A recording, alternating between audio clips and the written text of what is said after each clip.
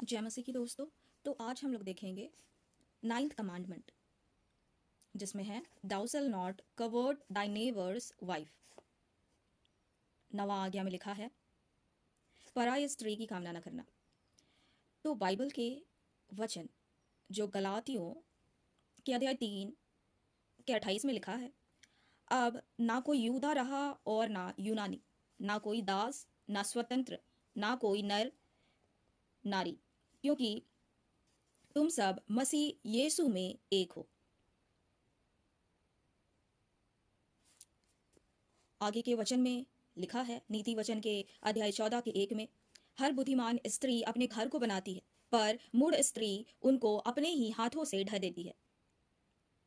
हम लोग दूसरे वचन में देखेंगे जो पहला पतरस के अध्याय 3 के 3-4 में लिखा है, तुम्हारा सिंगार दिखावटी ना ही अर्थात बाल गूंथना और सोने के गहने या भांति भांति के कपड़े पहनना, वरन तुम्हारा छिपा हुआ और गुप्त मनुष्यता, नम्रता और मन की दीनता की अविनाशी सजावट से सुसज्जित रहे, क्योंकि परमेश्वर की दृष्टि में इसका मूल्य बड़ा है। तो हमें इस नवा आज्ञा को भी अपने जीवन में अपनाना चाहिए, ताकि हम परमेश्वर की दृष्टि में एक आज्ञाकारी पुत्र और पुत्री बन सके। और यह आज्ञा भी उतना ही बाकी आज्ञाओं की तरह ही यह भी काफ़ी महत्वपूर्ण आज्ञा है, जिसे हमें अपनी रोज़मर्रा की ज़िंदगी में पालन करनी चाहिए। और हमें अपने सांसारिक जीवन में, चाहे वो स्त्री हो या पुरुष, ईश्वर के प्रति अधीन रहना चाहिए, क्योंकि ईश्वर के नज़र में आप दोनों बराबर हो। अगर आप दंपति हो, चाहे आप माता पिता हो या एक दंपति जीवन को जी रहे हो, तब भी आपको ध्यान में देना चाहिए कि पति और पत्नी दोनों एक दूसरे के प्रति वफादार रहें।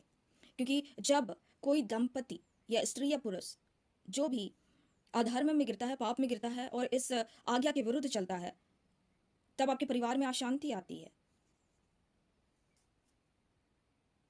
तो जितने भी दंपति जीवन को जी रहे हैं, आप ये कोशिश कीजिए कि आप इन सारे पापों से दूर रहे, क्योंकि जब आप ये पाप में डूबते हैं या करते हैं, तो आप ना ही परमेश्वर को धोखा दे रहे हैं, बल्कि आप अपने परिवार को भी धोखा दे रहे हैं। इसलिए आप अपवित्रताई की काम या गुनाह को ना करें। अगर आप शादीशुदा के जीवन से बाहर शारीरिक संबंध बनाते हैं अपने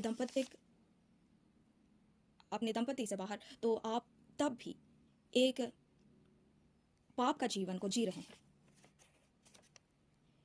इसलिए ईश्वर हमें कहते हैं,